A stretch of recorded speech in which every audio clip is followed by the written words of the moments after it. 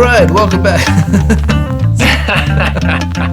Yes, keep with it. Keep with it, Brad. Keep it going. All right, welcome back to the Skillist podcast. I'm your host, Brad Salon from Should we do the whole Roots one in School this voice? Vermont.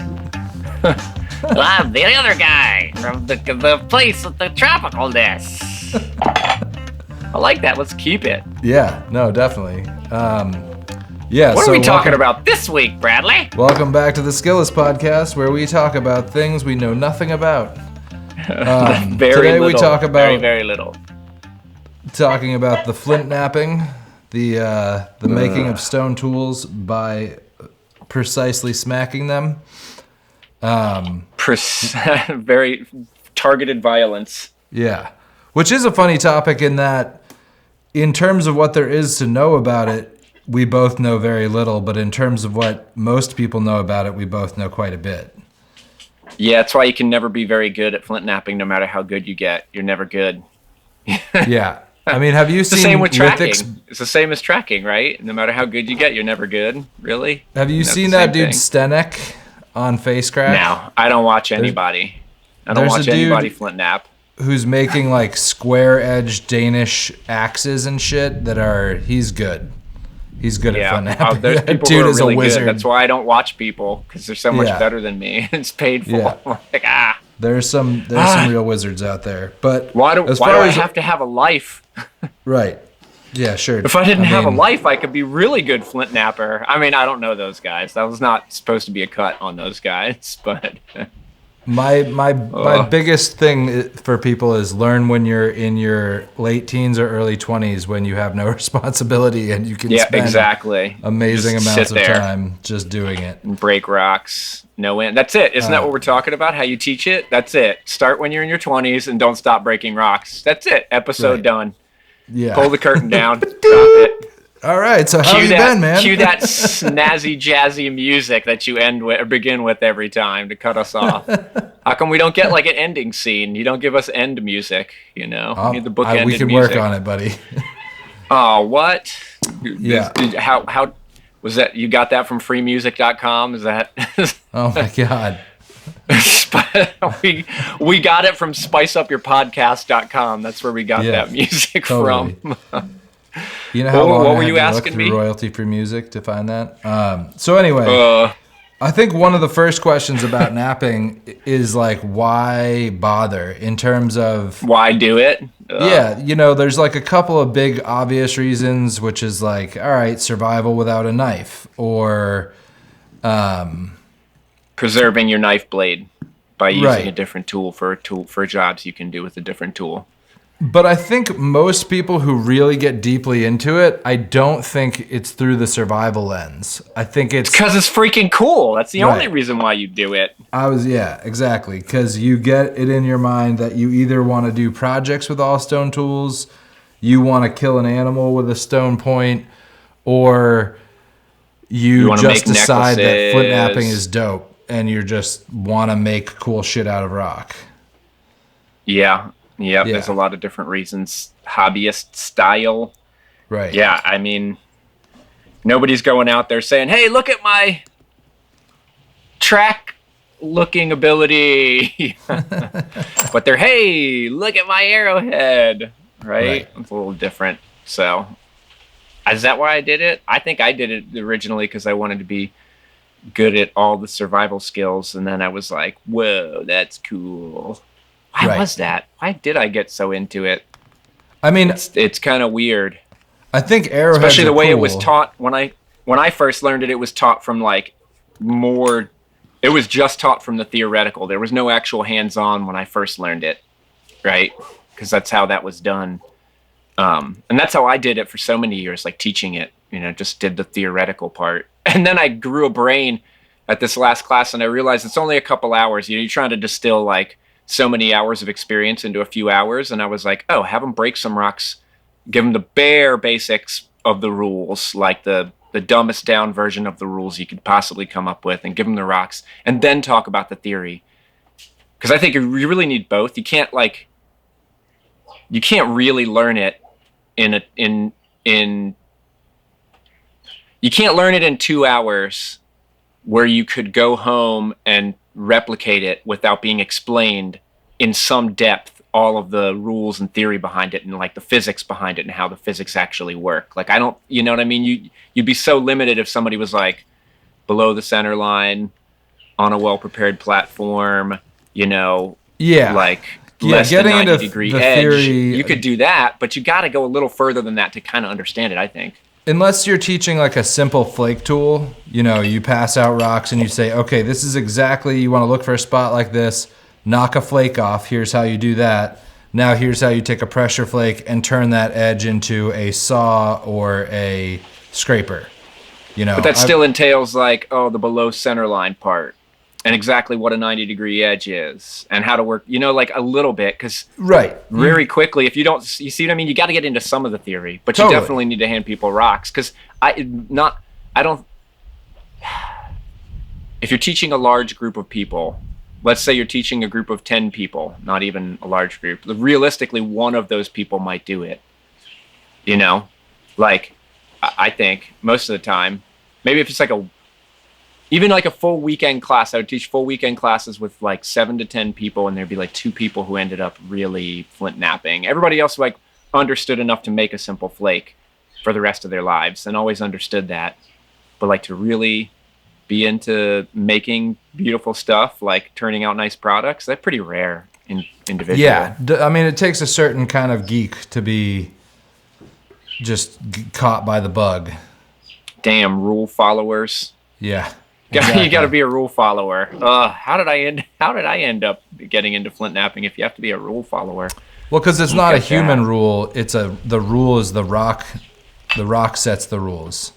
It's the rules of nature. Yay!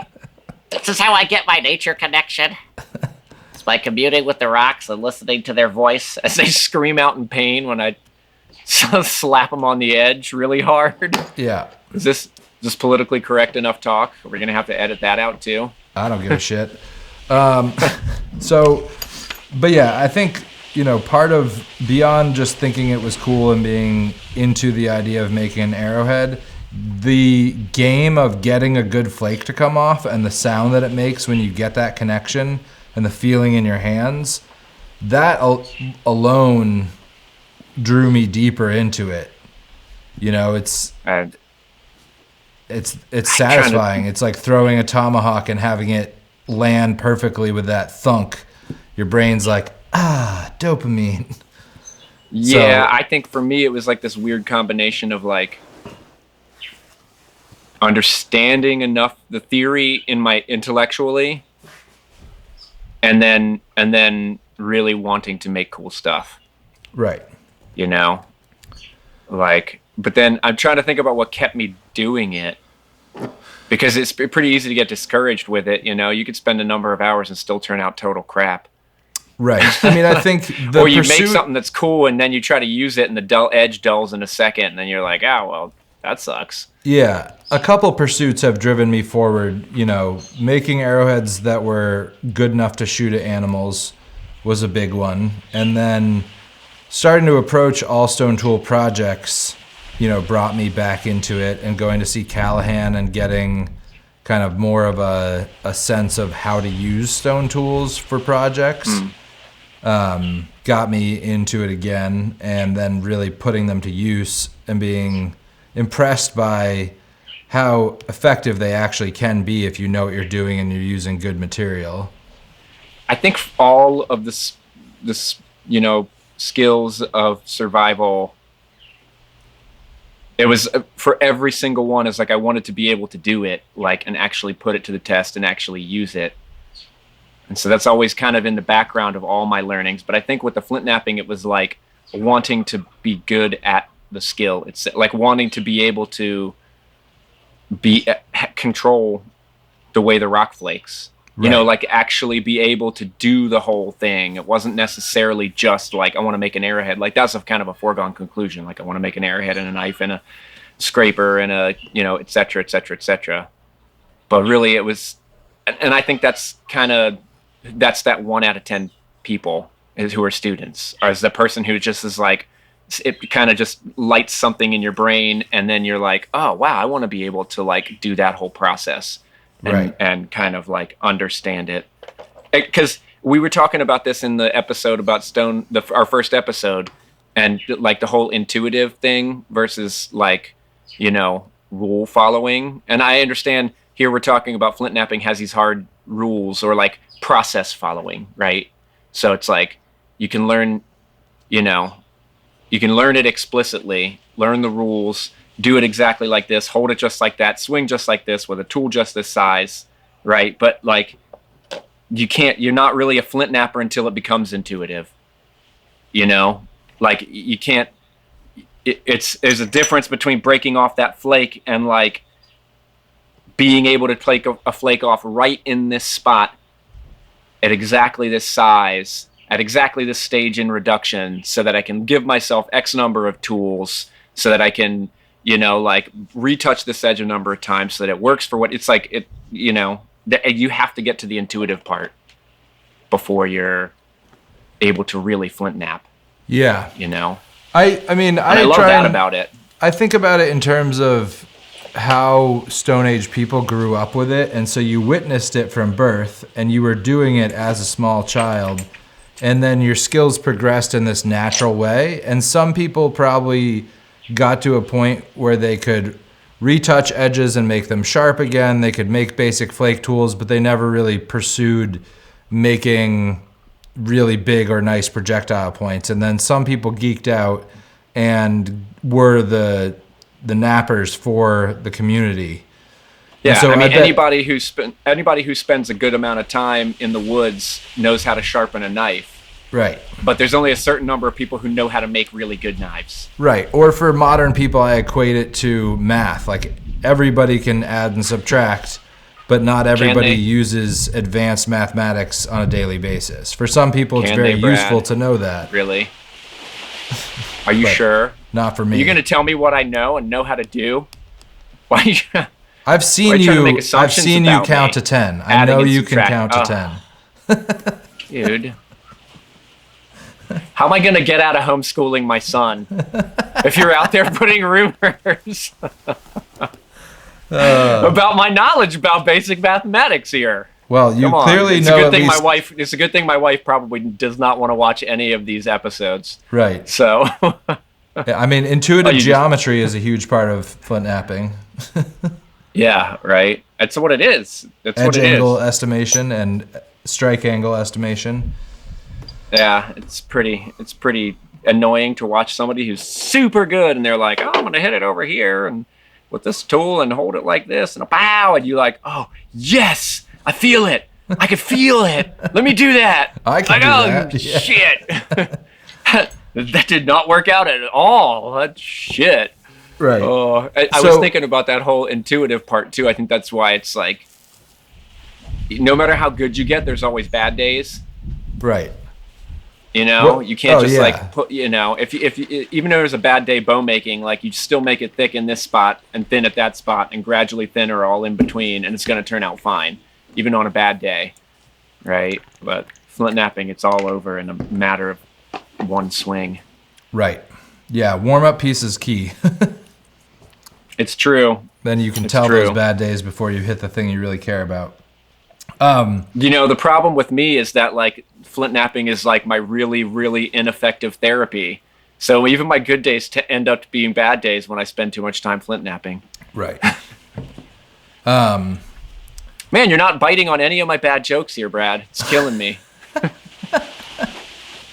It's okay, everybody. I'm entertaining myself. That's what I'm here for. With the learning process, what would you say your biggest barriers were? Understanding, controlling convexity. Yeah, that's you know, not making the turtle hump, and not, you know, like I could say like that whole width to thickness thing, like ending up with a piece that's wider than it is thick, you know, way bigger this way than it is this way. Right.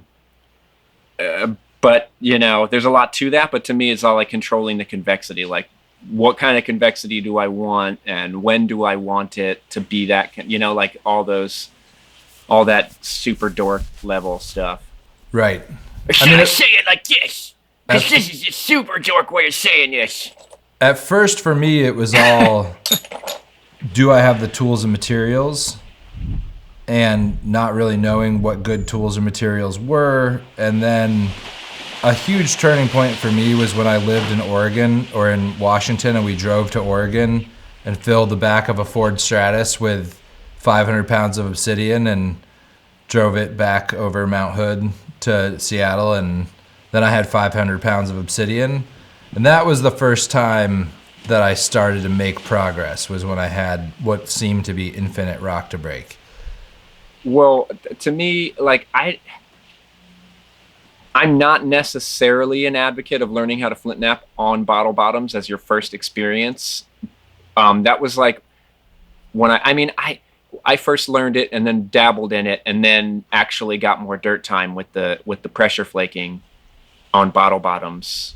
Yeah. And I think they're great. Like, I think they're amazing. And it isn't an awesome way to do it if you just have the stick-to-itiveness and just like keep going to that well. Right. Yeah, I did a lot of bottle bottoms too. That's how I came to understand it. You know, like that was so my first. I wasn't concerned with which material at first. I just went with what material I had, and figured I was learning from that. So like, yeah, and I think that's why it was more of that complicated part rather than the tools part. You know, although it all seems complicated at first until you have the right tools and the right materials. Right. Yeah, I bought a bunch of stones. I think I bought 75 pounds of rock, and I chased every single flake down. If I had 500 pounds, I wouldn't have chased it as much. Yeah. It was like the hardest thing about leaving tracker school. Of all the things, number one hardest thing is the lack of steady supply of random rocks coming to me. That was so amazing. People, hey, I got this piece of stone where I live in St. Louis area. Like, here you go. Or, oh, yeah, this is from Arizona. Or, you know, just like random rock. Some of it was crap and some of it was amazing. I really loved that. And then it went back to like how it was in the old days where I'm like chasing down every single flake, right? Every flake. It's like, ooh, you gotta milk it all. Right. But yeah, I mean, to me, it's like you're talking about. You were asking about like what's the hardest thing, but I don't mean it's like it never ceases being hard. You know, right. I guess it's always freaking hard for me. Well, I was just more thinking for people who are trying to learn. You know, what are the barriers and how do you overcome them? And for me, getting to a source and getting the ability to work on material and be like, I fucked up spalling this one. Oh, well, there's more. And then coming home with a ton of really good spalls and getting to work from that for a long period of time. And then I would say the next biggest barrier for me after I did figure out, oh, it's important to really get your hands on a lot of material one way or the other, was the difference between pre and post Callahan and understanding staging or not staging in terms of what you were talking about, where what are your first steps? It's controlling the edge. What are your second steps? It's controlling the contour but not trying to thin. Then what's your next step? It's primary thinning without gouging it and keeping convexity, rebuilding it where you have to, and then you can make pretty much anything you want. And my problem went from, of that 500 pounds of obsidian, everything I made ended up this wide, you know, an inch and a half wide. Yeah, exactly. And it didn't matter, and I couldn't thin for shit. I think it's like so the biggest hurdle to me, it's conceptualizing it, right? And for for some people at a certain level, it's like just conceptualizing holding the rock like this versus holding the rock like this. You know, like even that concept, like why is that? Because of the, you know, the Hertzian cone and the way the energy travels through the right, et cetera, right? It's like they're stuck on that conceptualizing part. And then for people who are more super nerding about it, it's, you know, whatever stage they're going to get to, they have to conceptualize all those things that you're talking about, right? Anybody can pick up a rock and just keep smashing it until you get, you know, a sharp flake that's, you know, usable. But, you know, like to go from knowing where to hit it to make that flake so that you're not just bashing every stone you come into contact with, you know, So that's why I brought up that part about, like that's where the headache lies, like understanding it all. It's like conceptualizing the whole process.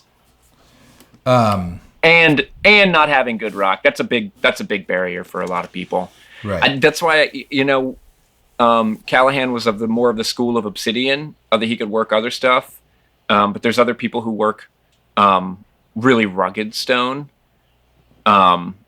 And his name just went out of my brain, and now I'm really kicking myself because Jack Cresson. Yeah, there you go. Who lives in South Jersey? Yeah. And hanging out with like Matt Bukowski got really good with some of the ruggedest stone. Right, the quartzite. And I was always just like, damn, if I could get good at that. And it would really be helpful because now, like, my only local source is so freaking rugged. Like, I made this out of some of the local stone. It's like a preform for a that looks great, ground. Dude. Yeah, the preform for a pectin ground axe out of this stuff is amazing, but to actually make an arrowhead or a knife blade out of it, it's like I'm still like picking up flakes and trying my damnedest to pressure flake. It's so rugged. What are you using for a percussor? Burly. I'm mostly using antler, but you got to swing so hard. I'm using hard hammerstones as my initial percussor, and then super hard hammerstones until I get a decent flake, and then. Have you tried using hardwood? I've used hardwood, but it's like you have to get it kind of thin to use the hardwood. I only have like this one big hardwood percussor, and I have some hardwood, so maybe I should be picking up hardwood. But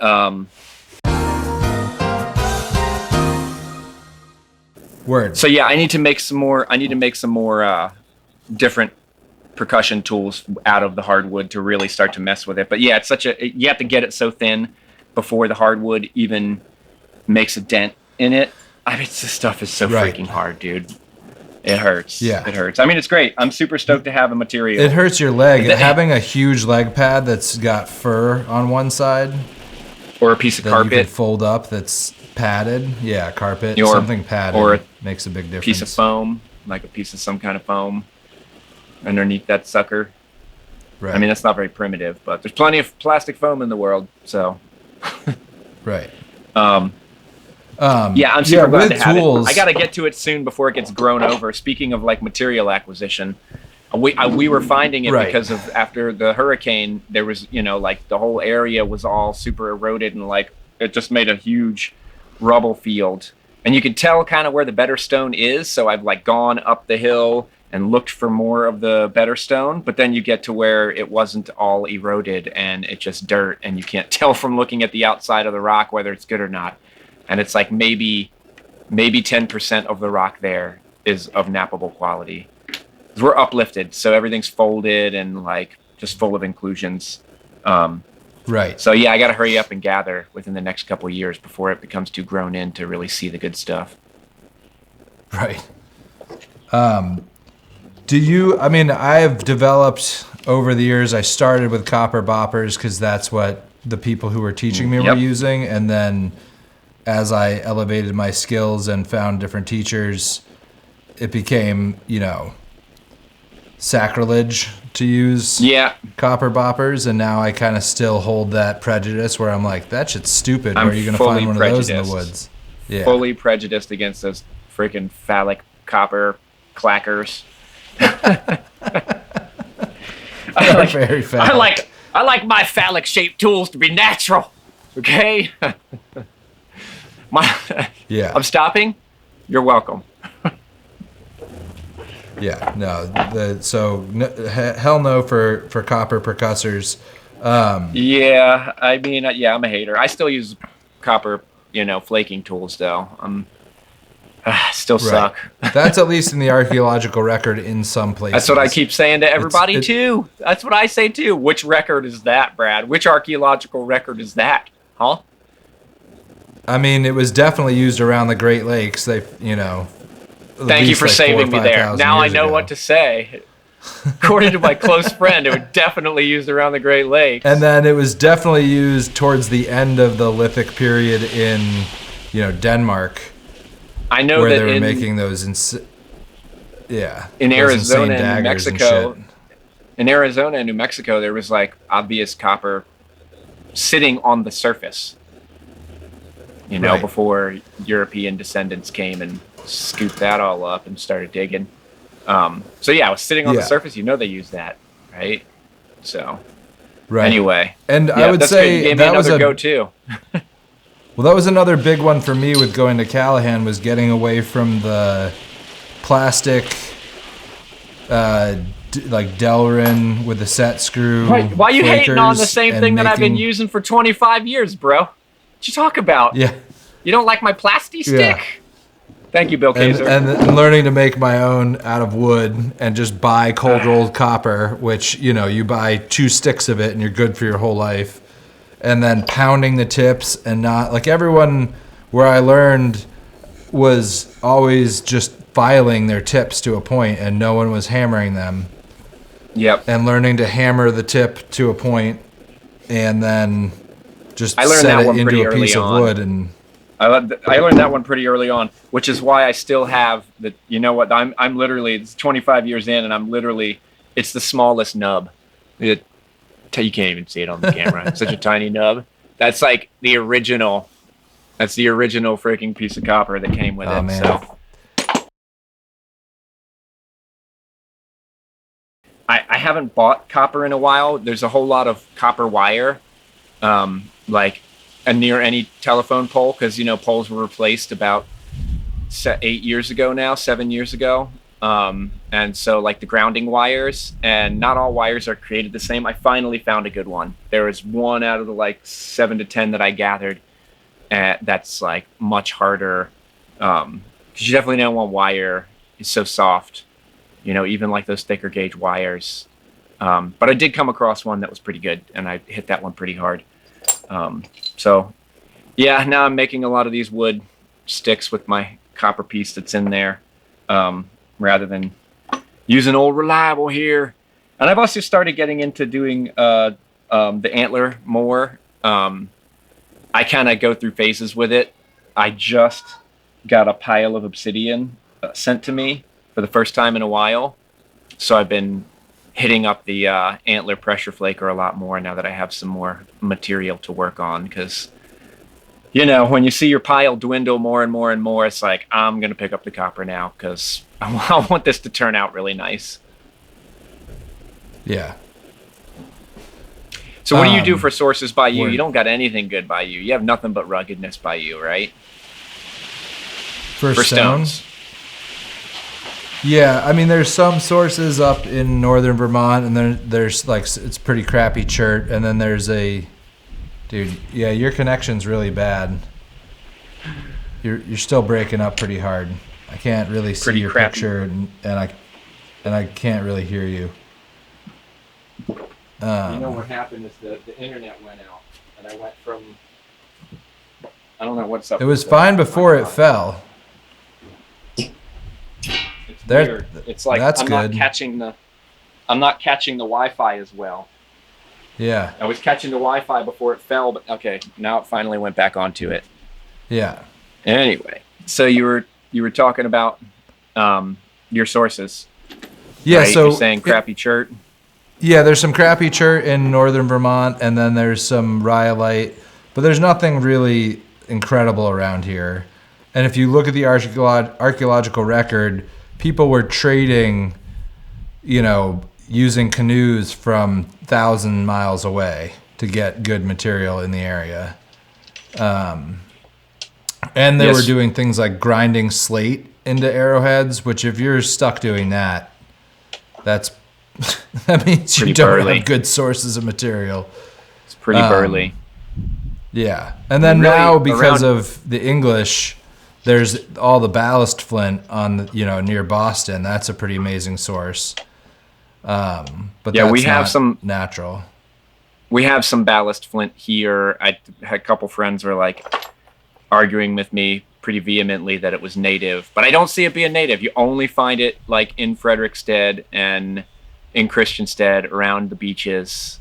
Like, I've never seen a source of it otherwise. I have a friend who came to visit, and just first thing she said when she saw the stones that my friend pulled out. Like, oh, great, ballast flint. And he's one of the people who was arguing with me about it. So I was like, yes, thank you for backing me up. Yeah, in the archaeological record here, it's mostly flakes and blade cores.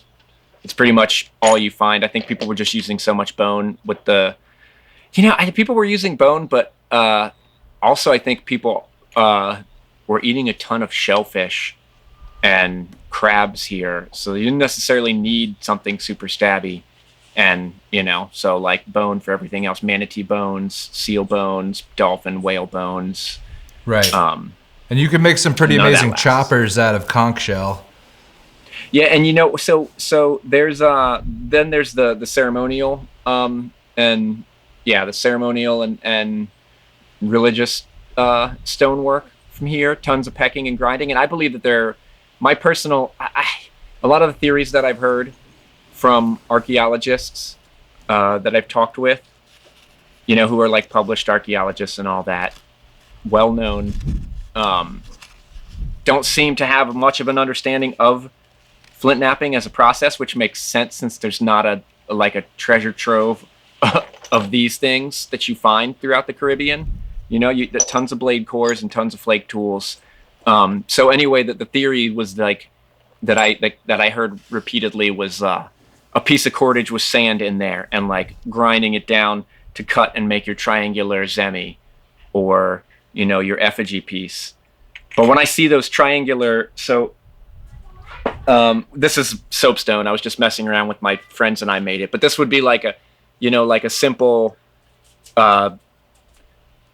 personal recreation. It's not a recreation, but we were just messing around making this zemi. So like this shape, this is a blade core, right? Like if this was a knappable stone, you flip it over like that and you strike it and you got a blade core all around. So I was wondering if a lot of the zemis that are found in the archaeological record throughout the Caribbean started off as blade cores and then were pecked and ground down instead of like sitting there with a piece of string and some sand on it and freaking cutting this triangular shape out. It'd be much, much faster to turn a blade core, which is already cone shaped, into one of these than it would to freaking cut through it with a piece of string and sand.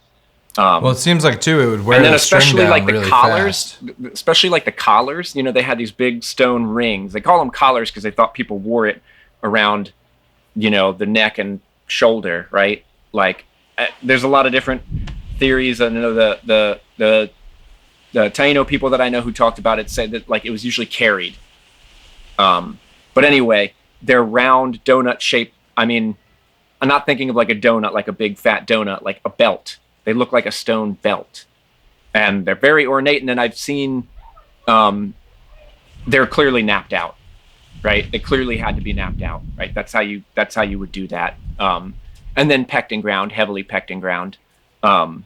So yeah, I mean, it's like probably tons of good stone workers here, but since most of what they were making was like flakes and then blade cores and then everything else that they were making could have been ground down and pecked down into different objects, and so you wouldn't recognize it as knapped.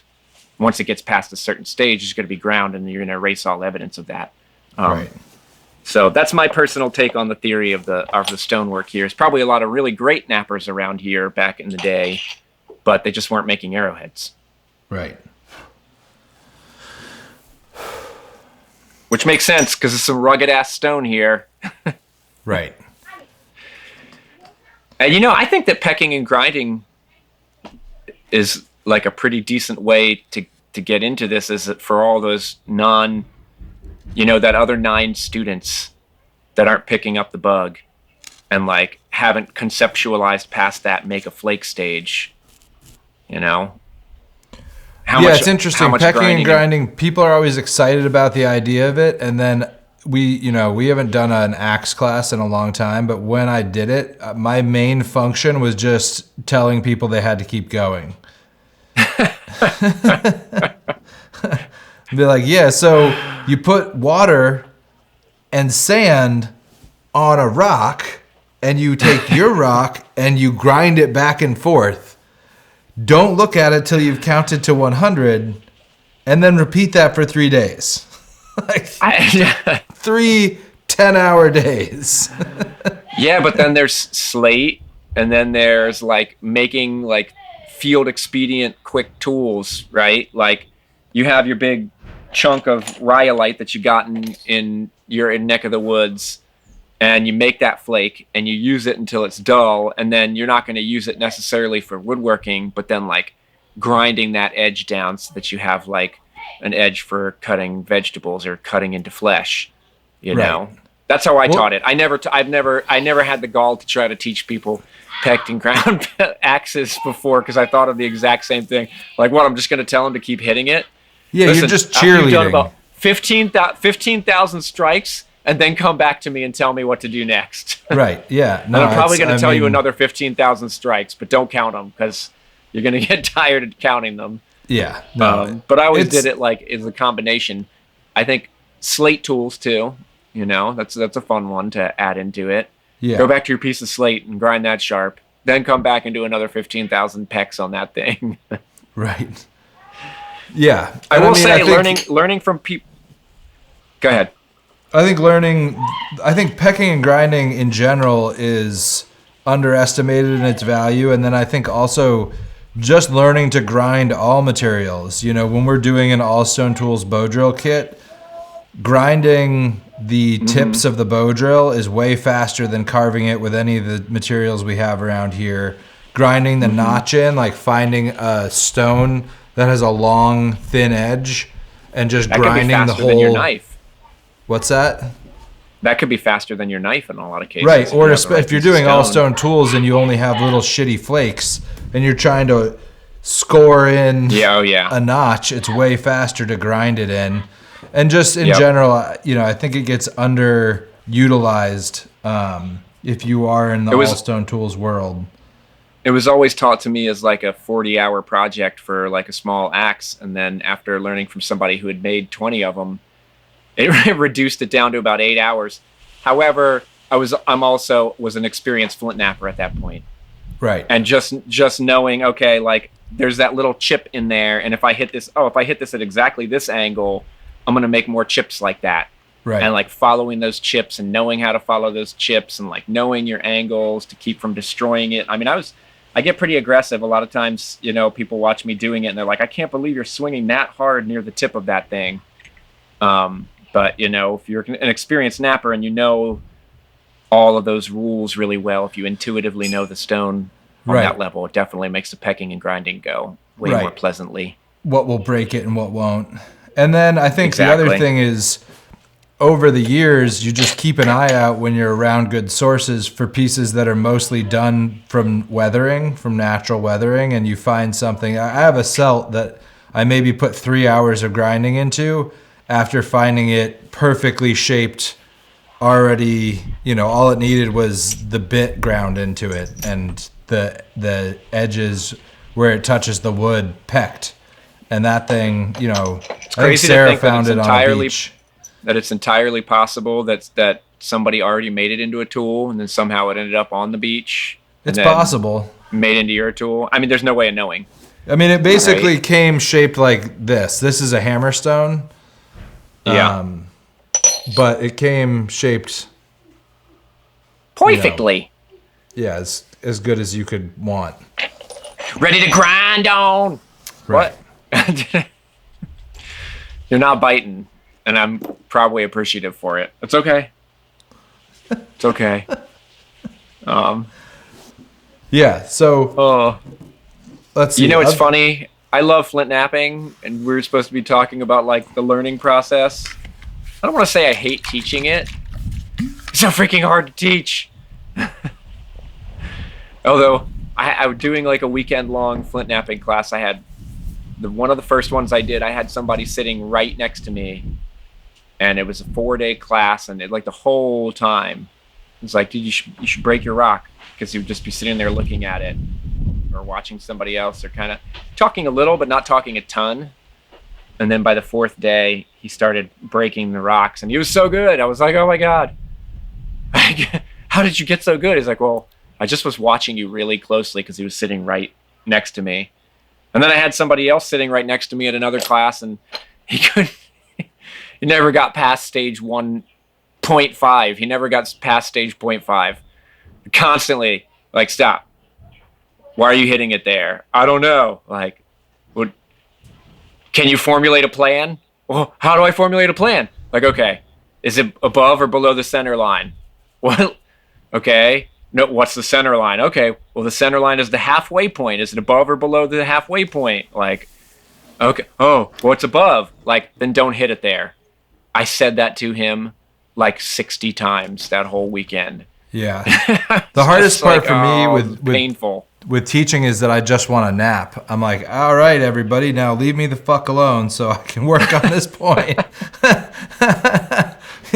You should just watch me Flint Knap. That's what's going to make you better. Well, if you want to come to a teacher who's going to be concerned about your every step, we know who not to go to now, don't we? I mean, I don't do that, but that's the hard part about it. And then, it's a good you know thing, what's interesting about what you were talking about there? Nobody's watching this podcast, Brad, because nobody would show up to your classes if they were. Let's hope this episode doesn't ever get popular. I mean, honestly, Flint Knapping classes are hard to fill, you know. They are. They're incredibly hard to fill. I wish they weren't because of all the skills I've developed. Fun. I've developed that one pretty highly, and I don't really get to pass on, especially my higher level understanding of it to anyone. And that's well, especially because you can't do that within the first 3 hours. Right. Well, and even it's the people who end up as work traders or instructors that I get to teach over a long period of time who really develop it. Or occasionally, do you guys hear the sound of that breeze? Right? Do you hear the sound of that breeze? That's the voice of my long-term Flint Knapping students since moving to St. Croix. You hear it? Yeah. And then what you were talking about, something that struck me, one of the ways I've adopted teaching napping is really focusing people on, are you trying to take a short, medium, or long flake? What's required of your edge in order for you and your contour for you to take a short, medium, or long flake? And really getting people back to that in terms of their planning process. Because then people figure out, oh, this is 90% short flaking where I'm setting my edge up to take, 8% medium flakes, which is setting me up to take my 2% long flakes. Dude, we just lost all 150 of the people that will watch this episode, Brad. They're in the dust, bro. Hopefully that is some obsidian dust, so it damages their lungs for. So a short flake affects the outer margin of the point. A medium flake affects from the edge to the center, and a long flake goes from the edge across the center. Do you hear that? Do you hear the sound of that breeze, Brad? That's our listeners. That's our audience. They're gone. All of them. There's two. There's two of them listening. Echo. Thank you, Pashu. Thank you. You're still with us. There might be 2 or 3 more others. The worst part is you teach all these. You teach okay. So I've taught many. I don't know how many people I've taught Flint Knapping to at tracker school. Right? How many? I don't even know. 1,000. There's a few who've gotten good, and those fucking bastards are so much better than me now. Sucks. Because they're sitting on a mountain of obsidian. That's what I tell myself. Right, that's a good excuse. That's all I tell myself. It's just because they have more stone than me that they got so much better than me. They'll probably have silicosis in no time. Don't worry about it. They're going to die way sooner than me.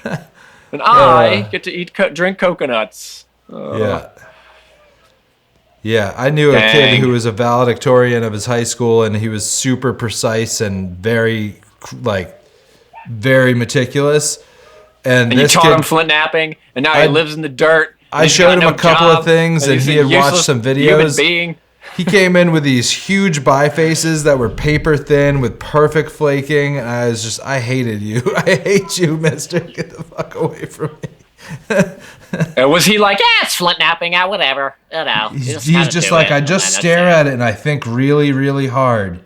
And then I take one shot and then I stare at it and I'm like, I don't have the patience for that.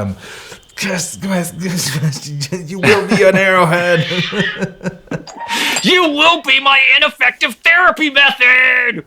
I will say, though, what you were talking about with that kid who really paid attention and watched, I think that really delineates the people who learn quickly and who don't, is if you work... If they're total nerds, super dorks, then they learn quicker. I think regardless of your raw intelligence level, if you work at understanding the rules as your instructor or book lays them out, if you say, okay, I want to understand this, and I'm going to hit the rock and then really look at what the effect I had was and really think about what height did I hit it on the edge, what angle did I hit it, and what did the edge look like before I hit it, and you really take in those variables and you're slow in your approach in terms of just trying to understand and asking those questions, then you'll learn much faster than just smashing. Learning to conceptualize, right? Learning to conceptualize.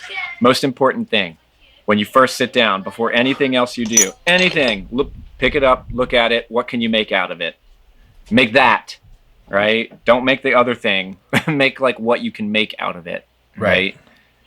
Then it comes into like, well, I can make 16 different things out of this big, huge honkin' rock. You know, so it's not quite that simple, but it's the most important part. Just being like, what can I make out of it? All right. Well, and I think that's the thing I like about staging is that a stage 2 is... You want to center the edges and straighten them, and that is a chopper, you know? Yep. And so now you've made a chopper. No matter what it is, it's a chopper. And then stage 3, you're doing your primary thinning. Now it's more centered, more straight, and has convexity through the center. Now it's a better chopper, or it can act as a saw.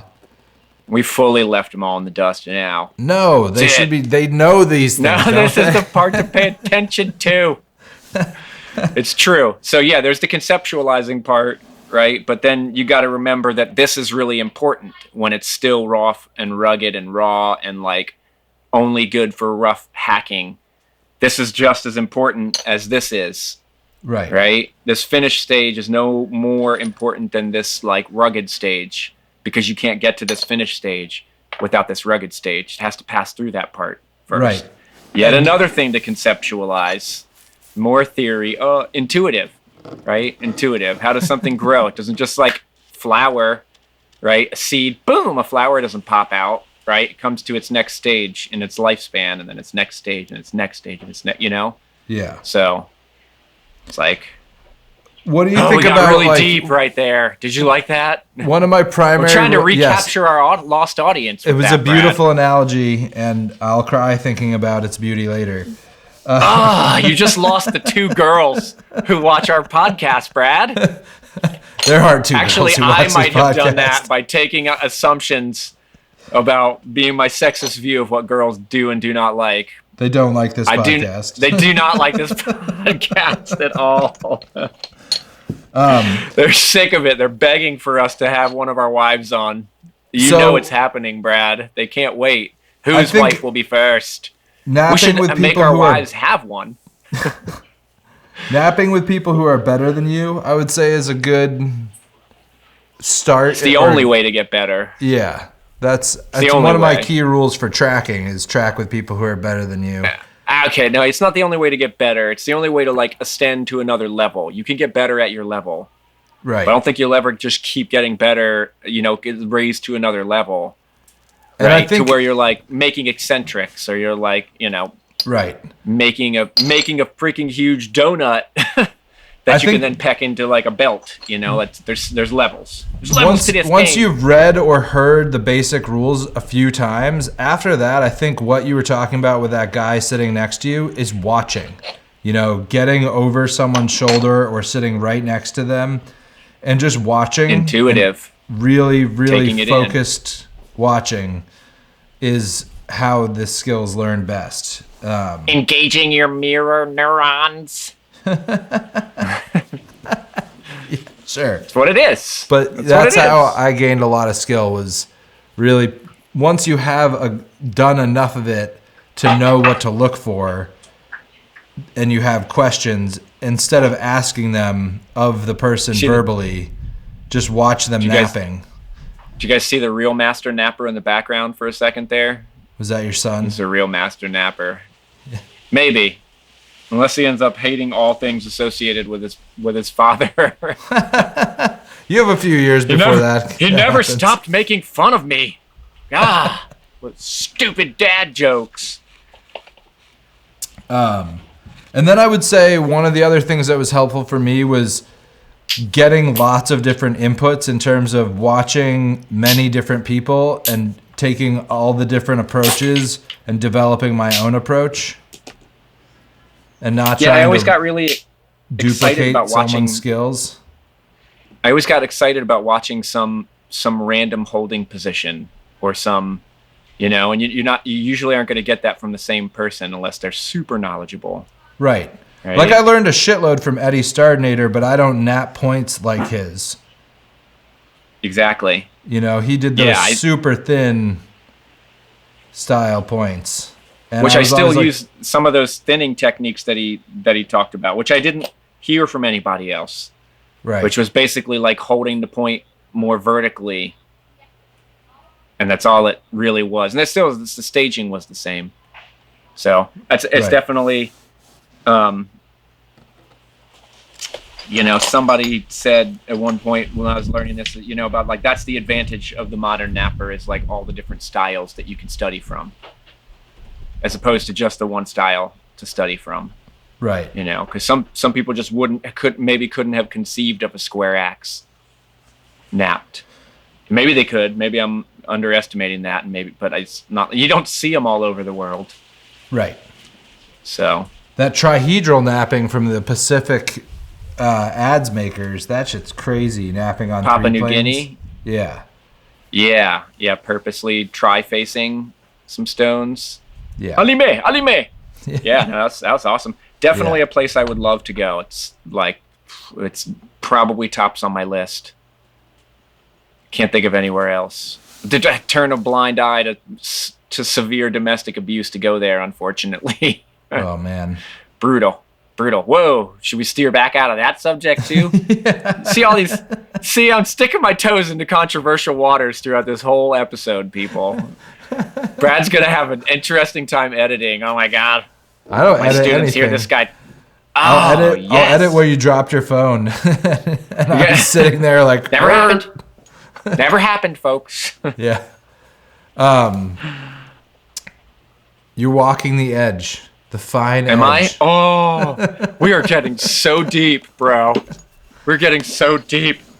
Talking about the flowers blooming from seeds and walking the razor's edge. What are some of your favorite stone types?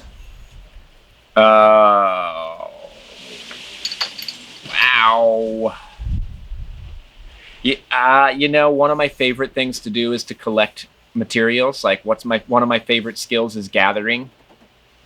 Which is not a simple skill. Yeah, okay, it's simple to pick something up, but just note like arrow shafts, for instance, right? There's a skill to that, an art form to that, right? Basket, any material you're going to use, right? To pick the good stuff, it's an art form. Even firewood.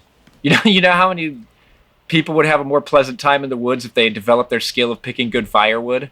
Anyway, so because of that, my current favorite is, where's that at? The dog juice right now. Was in Boriken. Oh, that's not the dog juice. It was in Puerto Rico in Boriken.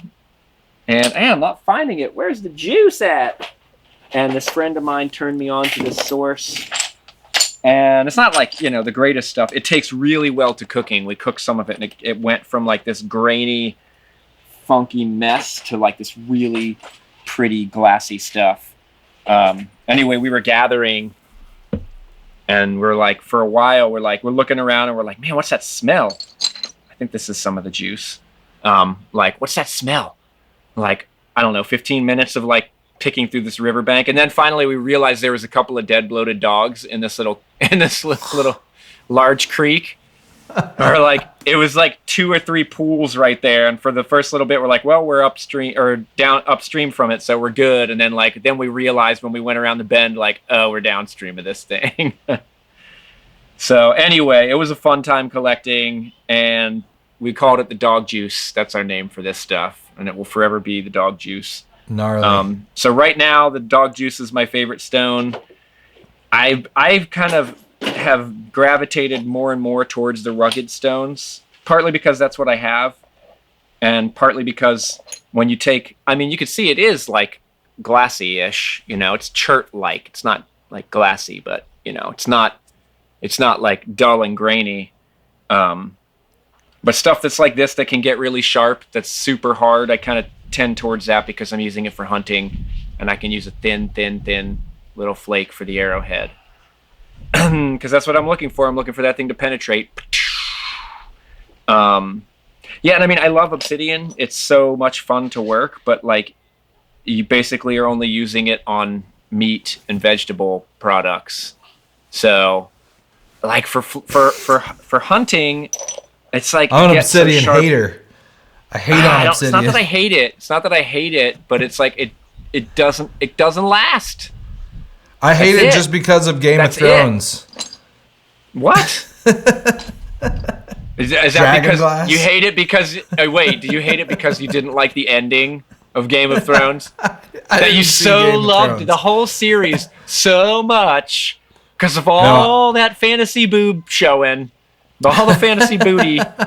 And then at the end, they turned it around and you didn't like the ending, and all of a sudden you started to hate Dragonstone. Is that what they called it? Dragonstone? Dragonglass. Is that what they called it? No, that's literally all I know about it is that they called obsidian Dragonglass. Oh, yeah. That's the extent of my knowledge about it. He who smelt it dealt it, okay? No, obsidian, though, we have more of those, by the way. We've been developing he who smelt it dealt it in our family here. Would you like to hear another one? What? Sure. Whoever reported it was the Lord of it. My personal one was, what was it? Whoever tattled's butt cheeks rattled. Thank you, folks. I'm done with that whole line of jokes now. Good. Anyway, you hate Dragonglass. Yeah. Keep moving. No, but really, my beef with it is the way it doesn't forgive you for even the slightest misstrike. The incipient and then I'm using cones. surface stones. Yeah, it's so brittle and fickle. Brittle and brutal. Yeah, it's not my favorite to work. It also cuts the shit out of me. Well, I'll never forget. We were all working in the knapping pit at the MAPS meet, and Eddie came by and he was like, "Man, what the hell are y'all always working on that damn Gnarlite for? What's wrong with obsidian?" And at the time, I remembered like it like snapped something loose, and I was like, "Oh yeah, obsidian!" And I heard like, you know, the sound of like pating of an obsidian flake coming off of a large spall, and was like, "Oh, it's so sharp." I forgot about obsidian and how amazing it was. I guess the other reason I don't like it is for teaching on it. It's not forgiving. I would much rather teach on Keokuk. No, I know. I agree with you. But you know what you're going to learn on if you learn from me? Yay, obsidian! Because I have friends who live nearby Glass Buttes or Davis Creek or et cetera, and they're like, "Hey, I'll send you a box of rock. Just pay shipping. How many flat rate boxes you want?" So obsidian it is, because there's nobody sending me 5 flat rate boxes of Keokuk perfect spalls and rocks for nothing. But yeah, no, you're right. It's so brutal to learn with. I mean, if it's what you got, it's amazing, right? But like, it's hard, so unforgiving, like you said. But it's also great, you know? It's like it follows the rules. Just bring your Band-Aids. Right. I think cooked English is my favorite, or cooked Danish. Like that. That's so hard. It's so hard, and you like edge prep. For me, I literally count how many times I abrade it so I don't over abrade the edges. But as far as a tool, it's so goddamn sharp and durable that for carving or doing scraping projects or, you know, its actual use, man, it's hard to get over that. And I mean, if it has concrete in it, it's garbage. Yeah, of course. It's hard to get through that shit, but if it's well cooked and it's good quality, it is so goddamn nice. And having, again, a free source of it with being able to go get it from north of Boston, there's some deposits of it that are pretty huge. For what's in my napping pit, I guess my favorite along the, because Lingish Flint is in your pit. It's probably the Coastal Plains chert is my go-to. Like that I need a good awesome. thin arrowhead. Yeah, Kaiser never gave up his source, but Bilski gave me a whole bunch of, because I was gonna take all of it, Bill. Right, every last one. When we have him on the podcast, we should hold his feet to the fire. I could go and gather some rock from his source if he gives me his source, but I get half of what's there. Because if you do the math on the finding, you'll find out that I get half of your half and half of his half. Man, Kaiser is a shrewd dealer. Is that what he is? Is that what he is? That's the kindest way I can put it. Thank you, Brad. Thank you. When the hell is he going to be on our podcast? I can tell these things to his face. We will. We'll hold his feet to the fire. We'll get him. Hold his feet to the fire. We'll get some GPS coordinates in front of the masses. We're going to hold his feet to the fire. Sorry. I'm losing it. Napping will do that. That's right. That's right.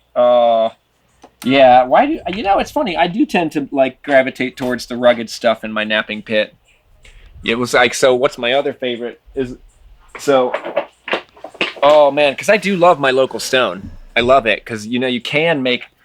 I don't really have anything sitting right in front of me that's like, I had an arrowhead. I broke it in a goat. Well, actually, I guess I broke it on the rock after it passed through the goat. And then, I had this perfect knife blade, but my son dropped it. Anyway, I found this one piece of stone in amongst the rubble, and you can see it's like pretty glassy in this gray part, and then it's pretty like waxy orange, funky, like chert-y in this part, and it's like swirls of this glassier flint looking stuff and this like waxier chert looking stuff, and then there's like a geode in between. I don't know if you can see the crystals. This is the light, and I dare not touch it because I'm just like look over at it, and I was like, this is the only piece of that I will probably ever have to work in my entire life, and I'm afraid to do anything wrong with it. So it's just been sitting there. Yeah. I have 25-year-old pieces of Knife River Flint that I've looked at and never hit. Where's that piece? I think there's a piece of that sitting right in front of me. You got that from Brett? Yeah, maybe. I think that's. I know I have a piece of it sitting around here somewhere, but I was just looking at that not too long ago. You know what's crazy, dude? Is we go to Austin to visit Sarah's family there. And so much good rock in Texas. God, they're spoiled. Even in downtown Austin, you'll just be walking by like an apartment complex, and the landscaping is, a few yucca plants and some other random shit, and then the whole ground is just covered with chert cobbles. So great. It's crazy. I love collecting rocks. Collecting rocks. Like I said, I love collecting anything, but I probably get more giddy about finding nappable stones than I do about any other skill piece, raw material, any of them.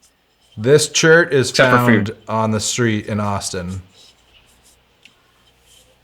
How come you never gave me any of that? You gave me half of a % of what you originally got for me.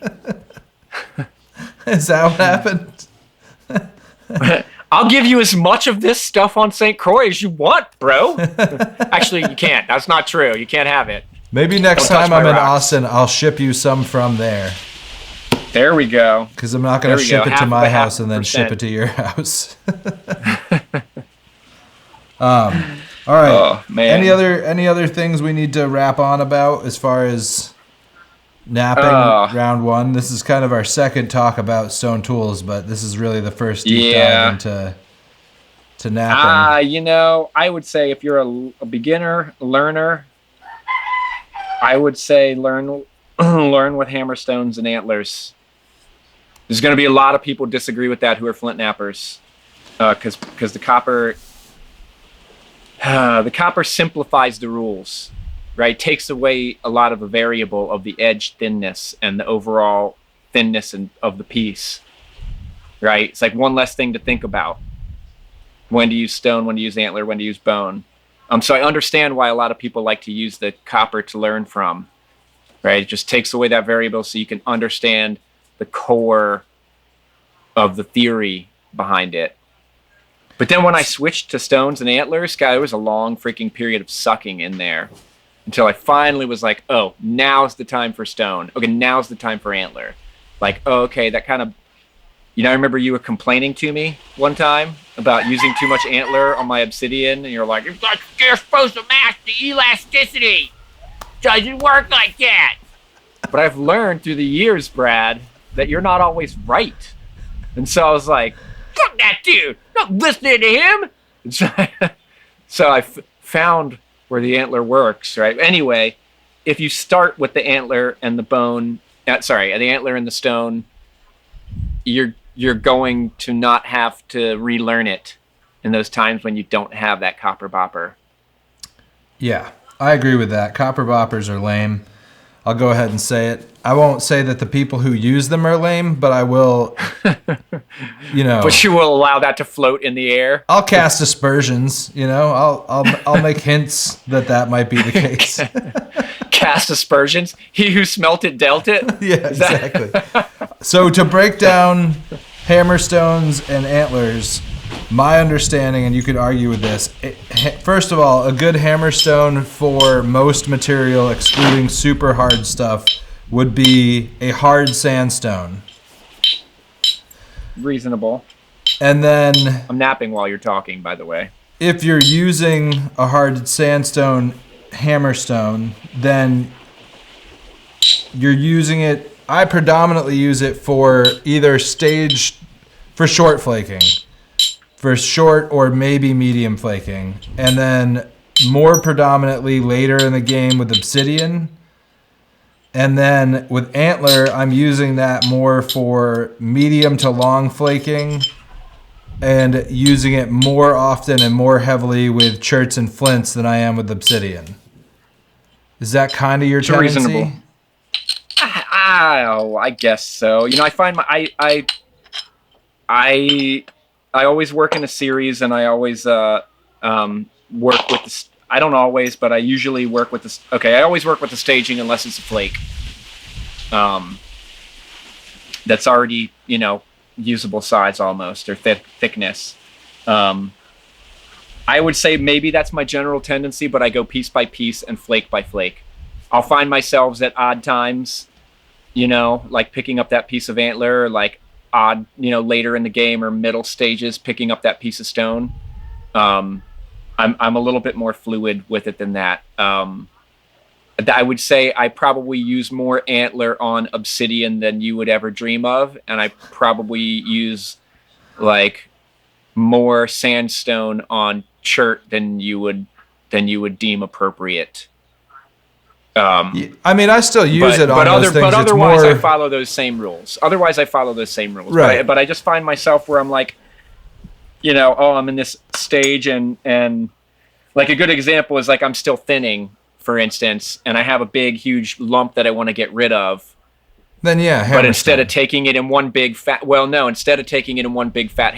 strike, reshaping the top of that protuberance by taking a wide, thinner, like more even antler flake, right? Because they're wider and thinner, so I'll take that to shape it so that it's more of a general shape instead of that high ridge, so that the energy with that hammerstone can spread out a little bit better, right? So I'll just use it at different stages than yes, I would say that's the general rule. What you described, that's generally what I follow, but I break those rules more often than I used to. So then in your experience, hammerstones take like a tighter cone, and antler takes a wider cone? Tighter, in my experience, the hammerstones take, I need a flake to show what I mean, but like a skinnier, deeper flake. Right. And that antlers take a shallower, or, wider flake. Yeah, and then you And can so use I it use however them you want. If you know Exactly. that understanding of it. If your edge will allow it. Right.